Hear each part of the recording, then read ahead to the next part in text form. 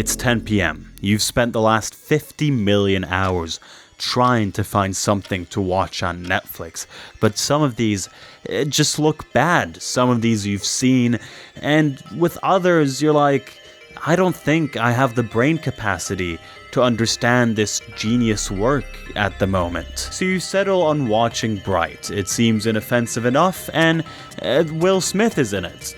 And you know him. You know him from that Slap video. And after hitting play, your first thought is, they call this movie Bright? Can't see anything. In an era where more and more people half watch movies while scrolling on TikTok at the same time, Netflix has spent like $1 billion creating a genre of movies that caters to that specific viewing habit. One of the first movies in this revolutionary genre is the $106 million movie Bright, directed by David Ayer, who also made the first Suicide Squad movie. So this is already an instant classic in my books. The Adam Project cost $116 million. It has two of my favorite superheroes in it, the Hulk and Ryan Reynolds. So you already know this is going to be an instant classic. Six Underground, directed by Michael Bay, cost $150 million. It has Ryan Reynolds in it, so you already know it's going to be an instant classic. They call it Six Underground because that's how many underground railway systems they could have built instead of this dumb movie. Red Notice, $200 million. Yeah, he's in that one too. And then we have The Gray Man, which also exists, and also it's also expensive. These are Netflix's background noise movies. They're made for you to do something else while watching them. They've created a pretty consistent formula, take a genre that brings in money, throw a director that has brought money before, and actors that have brought in a lot of money in the past. It's no coincidence that almost all of these people played a superhero at some point. And half of the actors in these movies are just Ryan Reynolds, again and again and again. I was kind of losing my mind when watching these because a lot of them have like an identical plot, most of them I would say. And even though I watched these like a week ago, I'm already starting to forget them. So let's do this. Have you ever wanted to see a movie about orc racism? No? The first sign that this movie is gonna change your life is when it starts and you see that it was made by Trigger Warning Entertainment, and 2 minutes pass and then Joe Rogan is there. Just what a start. What an incredible start. Almost as incredible as all the clothes that I'm wearing for this video. Brought to you by Cool Shirts. They're essentially getting promoted by me on the daily just off of people being like, oh, where'd you get this shirt from? It's so cool. The quality of all their material, so incredible and nice to feel. I love all the details that all the designs have, from jackets that are reversible to this tiger. They really do have something for everyone. They have bright colored designs for people who enjoy that, and more gothic and dark and twisted designs for twisted people like Trigger Warning Productions. They have a lot of designs that work quite well with my personal style, and I've really been enjoying having that in my life. They also got a lot of non-clothes items that are very cool, and yeah, it all has a lot of personality to it. I really recommend it. I wear it all the time on my second channel. It's just who I am now. If you like anything of what I've been wearing, go to shirts.cool/Pinely or click the link in the description for a 10% discount. I love you, Cool Shirts. The universe of this movie is probably one of the things I like the most, and I still didn't really like it very much. It's essentially like a gritty New York, I think. I think it's set in New York, but the main difference is that this is a world where all the fantasy stuff is fully real. So we got like orcs and we got fairies who are just like little flying rodents essentially. There's like a dark lord that could be brought back with if you get 3 magic wands, and they talk about him throughout the whole movie, but then the movie ends and you never see the Dark Lord, so you're like, why'd you go on about this stupid Dark Lord then? I don't care about that guy. The movie uses all the fantasy kind of species and races to talk about real world racism in a way that I think is kind of bad. The grittiness mixed with the fantasy elements ends up feeling very goofy. you're supposed to kind of sit there with a straight face when someone says a sentence like, "Are you a cop or are you an orc?" I need to know if you're a cop first or an orc first. Or, "Once with the Dark Lord, always with the Dark Lord." You know what they say, once with the Dark Lord, always with the Dark Lord. They chose evil. Or when Will Smith says, Fairy lives don't matter today. it's stupid and it just takes the weight off of the real issues that this film is trying to address. People aren't racist towards black people because they had a partnership with the Dark Lord 2,000 years ago. That's kind of stupid and dumb. The story sort of works. Will Smith is a cop and he has an orc cop partner named Jacoby. Will Smith doesn't trust Jacoby because one time they were out on a mission and Jacoby went out to get a burrito and Will Smith got shot while the other guy got a burrito. But I think, I don't know why they're blaming that. I feel like that's, you gotta eat at some point. Maybe I'm having trouble sleeping because of the nightmares I'm having from being blasted across the street with a shotgun while your ass was getting a burrito. So like I said earlier, there are 3 wands in this world. And essentially, I forgot who, but the bad guys are trying to get all 3 wands. And when they have all the wands, they can summon the Dark Lord. Now, the wands are very important, because if you have a wand, you have magic. And with magic, you can, get infinite money or whatever. But the only people who can hold the wand are, people called brights, It's very rare to find a bright. Usually they're an elf, but once in a million... there are human brights. 1 in a million. Usually, whoever holds the wand explodes, but once in a billion trillion years, there's one very, very special human. He's such a special human. He was in Shark Tales. He was in, Chuck? Is there a movie called Chuck? Or am I making that up? I was kind of zoning out, even though this was very early on in the movie. But at this point, my girlfriend who was watching this with me said, I think that this movie's gonna end with the fact that Will Smith is that one special human that can hold the wand. And then we got to the end of the movie. Point number 3. This is a buddy cop movie, but their chemistry is horrible. Their banter sucks. Drive straight, not sideways. They're just arguing throughout this whole thing. I don't think it's fun to see. I think it's kind of annoying, really. There's one bit where they're riffing and they're just talking about holes for a very long time. No holes? Huh? Only the ones that I was born with. How are your holes? Why are you talking about Will Smith? Why are you talking about his holes so much? Point number 4. This movie, Will Smith is horrible. Take yourself back to a simpler time before the Will Smith slap. Everyone loved Will Smith. That's kind of his thing in movies. He brings people in because of the fact that he's incredibly charismatic and likable. He's definitely not likable in this, though. He's such a meanie and a racist. He's like the equivalent of a KKK member in real life. Pigskin piece of shit. My whole life over some stupid orc knucklehead. Throughout the whole film, he's essentially tearing down Jacoby psychologically. He keeps doing a hot and cold thing with him. I don't know if you could really call it hot and cold because he's just attacking him in different ways, really. He's either being full-on racist towards him or just guilt-tripping him for some dumbass reason. There's one point in the movie, well, it actually happens a lot, but there's a specific point where Will Smith calls Jacoby an asshole. Really? That was irony. No, that's just being an asshole. Mind you, this happens 5 minutes after Will Smith points a gun to Jacoby's head and threatens to execute him.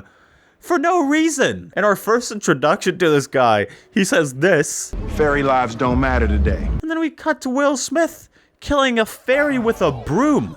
That's our main guy. That's the main person that we're supposed to love throughout all this.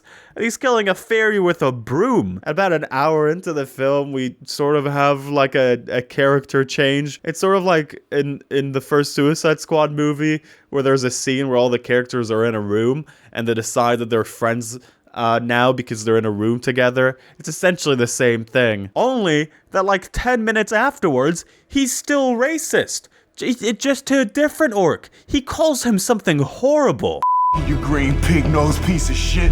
Shoot, bitch! So I don't think he's really learned anything. I think he's still very racist. Point number... I don't remember which point it is, but this movie is really dark. I know that this is a point that people bring up a lot in movies nowadays. I know it might sound a bit of a tired argument, but believe me when I say that this... You can't see this movie. Can't see anything. Can't see anything. Nope. Still can't see anything. Even if you're going by this movie, trying to explain, you know, the flaws in it by saying, oh, it's a dumb action movie. You know, you should just enjoy it for what it is. I want to see the action. There's some points where the characters go from one location to another because something happens. And I genuinely don't really know what the thing is. From my perspective, I'm like... I see a single flash of light and I'm like, oh, okay, I guess they're in a club now. And to go back to my point from the beginning, the audacity to build up the Dark Lord as the big villain, and then you just never see him. F you. Did you really think that this was gonna get a sequel? This is really bad. This is a really bad movie. I'm gonna have to give this movie a 4 because it made me think that I might need glasses for my eyes. 6 Underground is the first Ryan Reynolds Netflix movie out of 3 where he plays the exact same character. Ryan Reynolds is a billionaire in this who has decided to create his own team of like people who kill people so they can go around the world killing the real bad guys out there like dictators and stuff like that. The twist though is that all of these people had to fake their deaths and that way they're like undercover or something. No, even though it's only been a week, I don't really remember the plot of this movie. I do remember what I just told you though, because the characters in the movie repeat this like 10 times. This is the day I died 3 years ago, as far as anyone else knows. Whatever links to the world these people had, they've cut them. And yet they walk the earth like you and me. It doesn't even make any sense. They're faking their deaths so they can do their undercover missions without anybody knowing. But the first scene of this, like they just go around blowing up shit because it's a Michael Bay movie. It would make sense if they did like stealth missions and stuff like that. But with this, they're blowing their cover within their like 2 seconds. Ryan Reynolds and this group of 6 buffoons who all they know how to do is just shout at each other all the time. I'm starting to think that this is gonna be a common thing for all these Netflix movies, that their way of showing chemistry is just having everyone shout at each other for 2 hours. This group of dumbasses are supposed to go to another country, do like a coup, and take down a dictator. And I'm sitting there watching it, I'm like, how? There's no way that these guys can do that. They're too stupid. This movie features some of the worst editing I've ever seen ever in my life. Everyone is like talking, and then we suddenly cut to a scene of Ryan Reynolds walking in a place where there's like chemical warfare being used, and I to this day, I have no idea if this was a flashback scene or if this happened chronologically in the movie. I don't know. There's one section where the 6 underground team are being attacked and they're supposed to get on this boat. And you're like, how are they gonna get on this boat when they're being attacked? You know, they're in a real tight spot right now. Well, you know what the movie does then? It just does a cut. It does a cut and they're on the boat now. And there's no, you don't know how they got on the boat. It feels like they're missing a bit of the movie. It feels like someone deleted a scene or something. I don't know how they got on that boat. Ryan Reynolds does like a Deadpool type of dry joke at some point, but it's edited in a really weird way. There's like a billion cuts. Cleavers. Ward, June? No. Leave It to Beaver? Leave It to Beaver? Jerry Mathers? No. Tony Dow? No. Barbara Billingsley? Hugh Beaumont? Never heard of it. It just kind of kills the air out of every bit of banter that, you know, these characters are supposed to have. It's horrible. They play 5 songs and the first 15 minutes of this, it's just like a playlist, essentially. If you wanna be my lover. At one point, they play that song that they used to put on, like, scary clown videos where some guy just says run and then there's music. It really feels like there's no script, or at least there wasn't like a script supervisor. It's a mess. They tried to sort of fix it with these endless title cards. Every character needs a title card. Every location needs a title card. We see so many locations in this. One of the best moments in this movie is when Ryan Reynolds and his crew are off to another country and they're having lunch. And they're really enjoying their lunch. And when they're done with their lunch and they're done talking, there's a title card and they're in another country. What did they... That had nothing to do with the mission. They just were there for the food, I guess. There's so much bad slow motion and bad music. There's just one specific scene I gotta show you. After Ryan Reynolds explains to this guy the concept of what a ghost is in 6 Underground, we then get to watch this scene where this guy fakes his death, and it's so funny. So he's about to fake his death.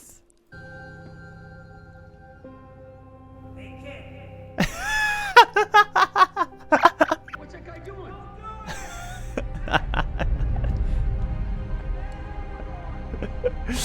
Doesn't even make any sense. He's just jumping off of a boat into the water. It's not that much of a distance. Why would anyone think that what he's doing is killing himself? About a month ago, myself and some friends, we went to Spain and we went on this boat ride. And at some point, I wanted to jump into the water because it's fun. But my friend James Marriott was there behind me and he was like, "Hey kid, don't do it." Point number whatever. This is very clearly a Michael Bay fantasy. You and your Bruce Wayne shit. Boo. One rule. Like, Michael Bay clearly likes Batman quite a bit, and he just likes the idea of being able to use all the money he has to, go around killing bad guys. Not people that the government tells you are evil because based on, policies or politics and bureaucracy or trade relations or any of that shit. I gotta think that Michael Bay sees himself in the Ryan Reynolds character in this movie. He gives about 1 billion speeches throughout this. This is the day I died 3 years ago, as far as anyone else knows. There's this trick that we all do to get through our day. We take a box, and into that box, we place all the horrors of the world. I am one, but not done. It's just these endless monologues that go nowhere. It just feels like they put Ryan Reynolds in a booth and told him to, make shit up. Sometimes when the world seems a little too dark, you just gotta have a group of a bunch of guys who go around and they kick people's butts. But sometimes you're also in the shadows, and in the shadows things are mysterious. But out of the shadows, the coolest people go out of the shadows and they kill people, but only the bad guys. Michael Bay's idea of a revolution is having the brother of a dictator control the country instead of the dictator, and then they bring the brother to call for a revolution. But what that just means in the movie is people throwing papers outside of a window. I've spoken to a bunch of people who like this movie. Their reasons varied from Dave Franco is hot to it's badass. I really didn't enjoy it. It's not my cup of tea. I'll give it a 3.8 out of 10. I feel like that's fair. I honestly liked The Adam Project. I thought it was pretty good. Yes, Ryan Reynolds is playing Ryan Reynolds as Deadpool again. This is just something that we're gonna have to handle for all of these movies. I think something cracked within him when he made those movies, and he just can't tell the difference anymore between when he plays Deadpool and between when he plays another character. There's a point here where he threatens to pull the bones out of a child's body.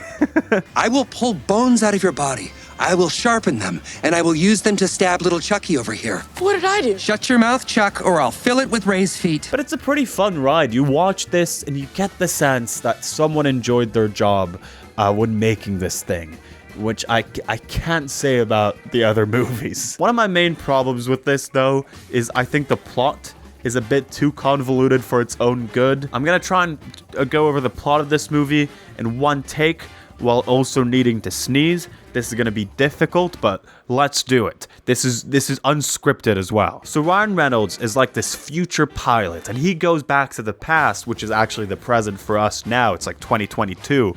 And he does that to meet his younger self. Why does he do that? Well, in the future, there's this woman who controls the future because she controls time travel, which she created with and essentially stole from Mark Ruffalo, who's Ryan Reynolds' dad. And shit, I think I lost it. She, I think, killed Ryan Reynolds' wife, his beautiful wife, who's Zoe, I forgot her last name, very popular actress. She's in Guardians of the Galaxy. So he tries to go back to 2018, which is where she died in, his wife, his beautiful wife. But he accidentally goes to 2022 because of a problem. So Ryan Reynolds, he goes even further back in time with his kid self to where yeah, I feel like the sci-fi elements is where this movie falls short a bunch of times. I feel like they don't even care about explaining it too much. It seems like the movie sort of deems it as a chore to talk about this stuff. There's a point where, to describe the future and, you know, how dystopian it is, Ryan Reynolds says that it's like Terminator, but times 20. I feel like for something to stick, it needs to sort of be its own thing, not be a reference to Terminator. I feel like that's a bit lame. But what I really like this movie is a relationship between Ryan Reynolds and Kid Ryan Reynolds. I thought that was pretty great. The kid that plays younger Ryan Reynolds is pretty great. I think he's doing the whole quip thing that Ryan Reynolds does very well. So when does all this happen? And does everyone skip leg day in the future? Does it happen in college? Oh, wait, do we get a lot of girls in college? Adam! At first, I was kind of annoyed by all the constant quips, and I thought that it's a bit unnatural for a kid to do that. But as the movie goes on, you sort of figure out that this is kind of like a character flaw. Within the movie, it's a flaw that Ryan sees within himself. The strong points in the movie, or within these moments, of Ryan revisiting his childhood and, you know, essentially fixing himself, setting himself up for a better future. It's a journey of self-reflection. After confronting his younger self for being mean to his mom, there's this really beautiful scene where he sits next to her at a bar, and you just kind of see and feel the regret in his eyes for how the relationship played out, you know? It's actually emotional. And it doesn't just go one way. It's not just Ryan Reynolds teaching his younger self things. It's also younger Ryan Reynolds teaching his older version stuff. Their dad, Mark Ruffalo, died in 2018. They later on in the movie go visit him as well, and, you know, there's a little adventure that goes on with that. Compared to the moment with his mom, when confronting his dad, he hates him. Even though his dad has died in some accident when he was very young, Ryan has built a lot of resentment towards him throughout the years. So he shouts at Mark Ruffalo and storms out of the room, and then his younger self, he comes over and he sits with him, and he's like, "Hey man, what the hell are you on about?" And Ryan Reynolds is like, he was such a shit dad, he just loved science too much. And younger Ryan Reynolds is like, "No man, you're clearly misremembering him. We had a lot of lovely times with him. Even after work, every day he'd spend time with us, throw a baseball around." Such an American thing, just going around and throwing a baseball. The main villain in this is this character called Maya, who used to work with Mark Ruffalo on this thing, and she became evil because her older self came back in time and she made her be evil, and she's like, "You gotta invest in all these evil stocks that ruin the planet, and then you're gonna be really rich, and then Mark Ruffalo will die." She dies in a really funny way. Mark Ruffalo is like defending with his body the two versions of his son. He's like goading her to shoot him. I'm like, what? Why are you getting her to shoot you? She's gonna kill you and the kids if you die, you dumbass. That's what I was thinking. But then the movie does this.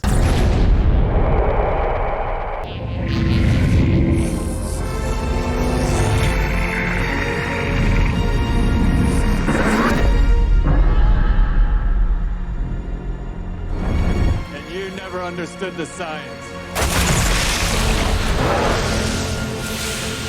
He's a scientist, so he knows that magnets are a thing. So he knew that the magnet is gonna pull the bullet away and kill her. I love that. I love how silly it is. I think that's pretty fun. I feel like if you have a kid or something, I'd recommend watching it with them. I think it would be pretty fun. I'm giving it a 6.4. Don't ask why. It's just the vibe that I'm feeling. This is how The Gray Man begins. We're gonna train you to kill bad guys. And since you've already killed one, it shouldn't be too difficult. And that got me a little bit worried because... You could take out some truly evil people. Be part of an elite unit, the Sierra program. You would exist in the gray. You're gonna be restricted to cities that you've never visited before, people that you've never met. All, of course, except your fellow ghosts, none of whom you'll know by name, only number. You're Sierra 6. They didn't tell you who I am, did they? They never do. I'm Sierra 4. It's the same thing. They did the same movie again. It's a movie about a man thought to be dead, but he actually lives in the shadow. And he actually has a pretty cool crew of people who go out and kill bad guys. Stop! Stop doing this so many times. The name of this movie fits it like a glove. It's the grayest film ever made. The shots are gray. The characters are gray. The movie is... mid. There's a scene in this where Ryan Gosling jumps out of a plane with no parachute, and it should be like really thrilling and stuff, but he's just made out of CGI, so I didn't feel anything when watching that. He just looks like a Fortnite character. There's a lot of elements here that should work for me. I think the action's pretty solid most of the time. I love Ryan Gosling. I love Ana de Armas. Last time they've been together, they made my favorite movie of all time. Chris Evans is in this. This is directed by the Russo brothers. These are things that I like. So Ryan Reynolds, he's like some sort of spy or something. He was recruited as a convict, and he's working with like some organization or with the CIA or something. He goes rogue really early on into the movie, and Chris Evans, who's a psycho, is sent to kill him. So here's the thing about how he goes rogue. It's very trendy to go rogue in spy movies. I think that Tom Cruise in the Mission Impossible movies goes rogue in maybe every single one except of like one of them, I think. He loves going rogue. It's what he's all about. So if we're making a spy movie that's based on a working formula, of course our character needs to go rogue. So Ryan Gosling, who's been part of this program for 18 years, they say in this, half of his life or something like that, is sent to kill a guy. As he's killing this guy, the guy that's about to die is like, oh, did you know that I used to be part of your program as well? They're gonna kill you as well, Ryan Gosling. And he gives Ryan Gosling this necklace. And he's like, Ryan Gosling, this is a MacGuffin. You should take this MacGuffin to a place, and then the movie will end. I changed my shirt because it was a bit too warm in this room. Now, if this premise sounds a bit familiar to you, it might be because this is exactly how Blade Runner 2049 starts. Ryan Gosling meets a guy who used to have the same job as him, and that guy tells him that what he believes to be true about the world is not true anymore. How does it feel? Killing your own kind. And in Blade Runner, it's done in such a beautiful way. The movie is about this process that Ryan Gosling's character, is having. This interaction that he has doesn't change everything in an instant, but it plants the seed in his mind that something's not right. The Gray Man, Ryan Gosling, gets the MacGuffin, and he's like, okay, I guess I'm out of this organization now. No further explanation needed. I don't even need to know what's in this necklace. I'm out. I don't care if they send 1 billion people to try and kill me. I'm gonna keep this necklace. Like 6 Underground, if you're a fan of a lot of title screens, you're gonna get to see that here. They have so many of them for you to look at. I guess that it's cool when, in a spy movie, they go to a bunch of different locations, but this is like 50 countries. I feel like it's just distracting more than anything. Why can't the next thing that you need to get for your spy thing, why can't that just be like in a different city, or like in a street next to you? It feels like some sort of tax loophole or something. This movie feels like a superhero film, but without anyone having any superpowers. And I guess this, could be explained by the fact that the Russo brothers directed it. There's one bit where a bunch of people help Ryan Gosling and they take him up in a plane. And then some guy calls one of the guys who helped Ryan Gosling, and they're like, you gotta go kill Ryan Gosling now. And then he goes to kill Ryan Gosling, and Ryan Gosling is like prepared for that, and he sprays him with a thing. How did he know that? How did he know that they're gonna do that? Does he have like super hearing or something? Chris Evans is great in this. Just a total psycho. This agency is hiring him to kill Ryan Gosling. I don't know why. He's pretty bad at his job. I think he just really enjoys like people dying, like not necessarily just his target, but anyone. So get it back on before I beat you to death with that keyboard. At one point he says, "What I do can't be taught." This is after we see a scene where he sends like 1 billion armed people to get Ryan Gosling, and they don't manage to kill him while he's tied to a chair. And instead, they end up blowing just the entire city of Prague. They just shoot police officers, they blow up everything, they blow up cars. It's just total mayhem. How are you even supposed to operate like that as a shadow organization? Doesn't seem to be smart at all. What if the police just capture one of these guys who's blowing up everything and, interrogate them? That will just ruin your whole thing, I feel like. Besides Chris Evans, I don't feel like they gave a lot of these very good actors who've been great in other things a lot to work with. It feels like it just relies on the fact that, oh, Ryan Gosling, you're gonna like Ryan Gosling in this movie. This is true to, I'd say, all of these movies. Maybe besides Bright, because I don't think that Will Smith is a racist in real life. The actors in the Netflix movies are always there to play the most well-known version of themselves, and I think that's just so boring and lame. You know how much The Gray Man cost? The Gray Man cost $200 million. That's just such a stupid budget for a movie. Netflix are a bunch of suckers. The movie does have fun moments. There are some fun, well-choreographed action scenes, but I don't know. It's just rough at this point to watch something like this again. Very similar to Six Underground, but I'd say that it's a bit better, which it's it doesn't mean much, really. 4.8 out of 10. Maybe it was the fact that my brain was fried after watching 4 of these in a row. Maybe it was the fact that I was watching this film exactly as intended, while playing Pokemon Sapphire on my phone and half looking at the screen. But something really clicked for me with this one. I sort of had fun. This movie is the amalgamation of all of these Netflix action movies. It has not 1, not 2, but 3 superhero alumni. We have Deadpool. Yes, he's still essentially acting like Deadpool in this one, which is pretty fun to see. We got Wonder Woman, and who can forget about the best superhero of all time? Black Adam.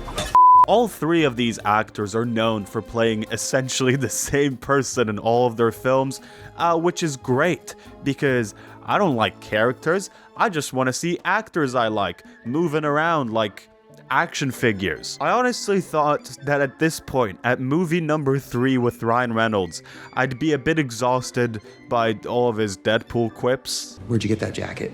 It's a statement piece.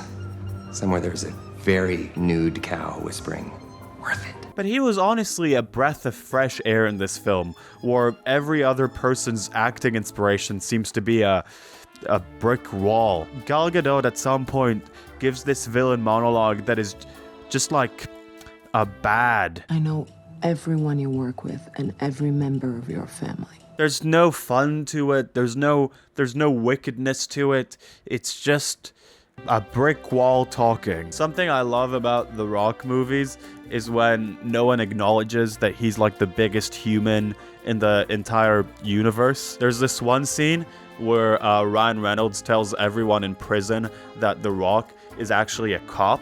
And then this one guy comes over and he's like, "I'm gonna beat you up, The Rock. Not with like a gun or a shiv or something, just with my bare hands." What are you doing? He's the biggest man in the entire world. He can He can squeeze your head like a grape. The Rock refuses to retaliate and fight back, which is really funny because 10 minutes afterwards, he puts a guard's head in a toaster and just burns his flesh. He burns his skin. When you're at Netflix action movie number 5, the never-ending sequence of title cards doesn't really feel like a nuisance anymore. It sort of feels like home. You're like, oh, guess we're in this place now. That's nice. That's nice that you let me know about that. Similarly to the other movies, this one is also about a group of spies or thieves or cops or whatever who are trying to steal a thing or get a thing or kill a thing.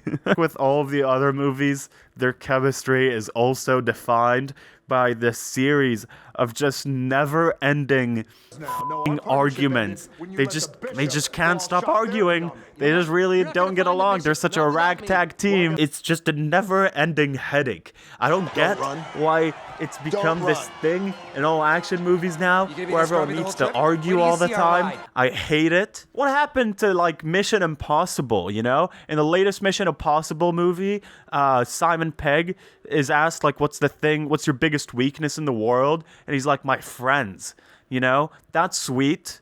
I want to see that more in movies. Two people who argue all this much to this extent are either siblings or people who truly hate each other and should never be in the same room as one another. I forgot to tell you the premise, that's because it barely matters, but let's do this anyways. So, there are these 3 expensive eggs that used to belong to Cleopatra or something like that. I think. The reason we know this isn't just because our characters repeat this a billion times throughout this thing, but it's also because this movie kicks off with a disembodied AI voice giving us all of this information. Few know the secret story of the most sought-after prize and unsolved puzzle of their time, the mystery of Cleopatra's third egg. It sets you up to know that this movie is gonna be a real generic piece of shit. Ryan Reynolds is a thief who, he like steals one of the eggs or something, and The Rock is an FBI agent that tries to stop him, and he does, but then Gal Gadot steals the egg because she's also a thief, but everyone accuses The Rock of stealing the egg, so he goes to the same prison as Ryan Reynolds. So The Rock joins Ryan Reynolds in trying to steal both the second and the third egg in an attempt to clear his name. Now, they keep saying this. They keep saying that this is an attempt to clear his name, but I don't get how that would do that. Like, even if you manage to clear your name for stealing the first egg, your name's not gonna be cleared by doing 2 more crimes. That's not how this works. Plus, you put that guy's head in a toaster, so you're probably gonna have to sit more time for that, if anything. So yeah, The Rock and Ryan Reynolds are essentially trying to get all 3 eggs before Gal Gadot manages to do that. So it's a race, essentially. There's this really bizarre scene where Gal Gadot zaps The Rock's balls while singing a song. Things would be great when you're Don't down. Things will be great. I don't really have a lot to say about this scene. It's just so uncomfortable, and I don't know what the director thought that that the vibe that it gives off would be. Maybe they thought that they were going for like a Joker vibe, you know? Like, oh, the Joker is singing a song while doing a torture. But it just feels weird and odd. There's a bunch of like running themes in this movie. The color red shows up a lot. The egg is red at the beginning. They talk about the Red Army. There's a room that's red. Another theme of this movie, I guess you can call it that. I think it's just more of a thing that people repeat a lot, if anything, is that every single one of the characters in this movie have daddy issues, and they talk about it all the time. There's so many scenes where they're just giving monologues about their dads. Even this like side villain, at some point in the movie, we could just hear him at the back just giving some speech about his dad that nobody cares about. This pistol was my father's prized possession. I've kept it close to my heart since the day I killed him with it. He has daddy issues. The Rock has daddy issues. Wow.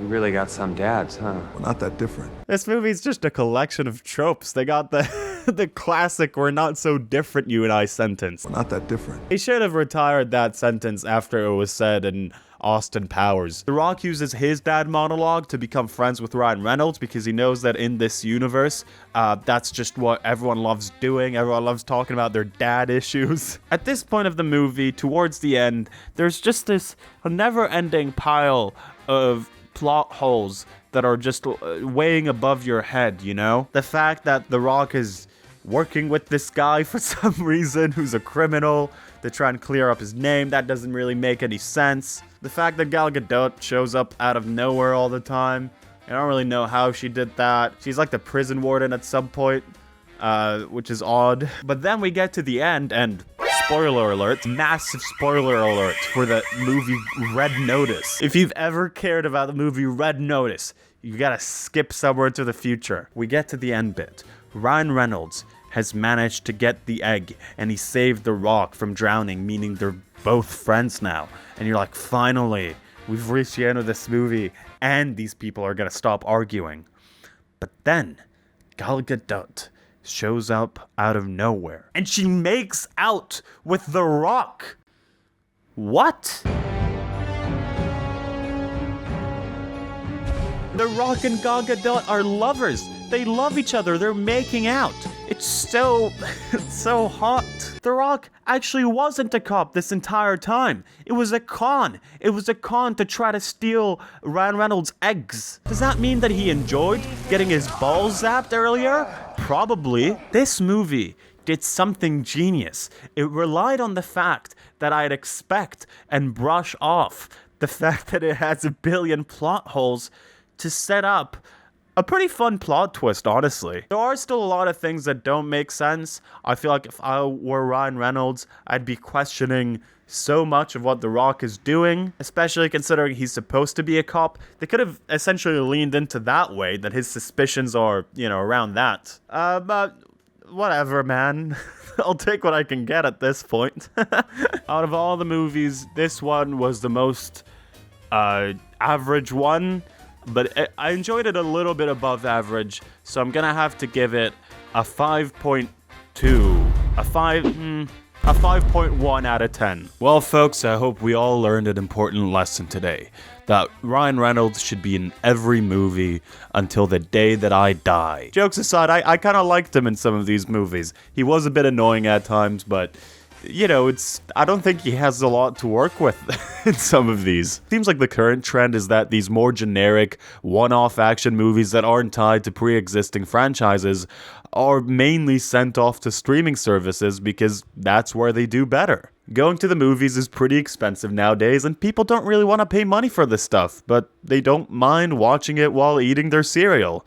And, honestly, I think that's okay. I think that's chill, man. I still think that they should make them a bit better, though. That would be nice. Thank you so much for 400k. I really appreciate all of you guys.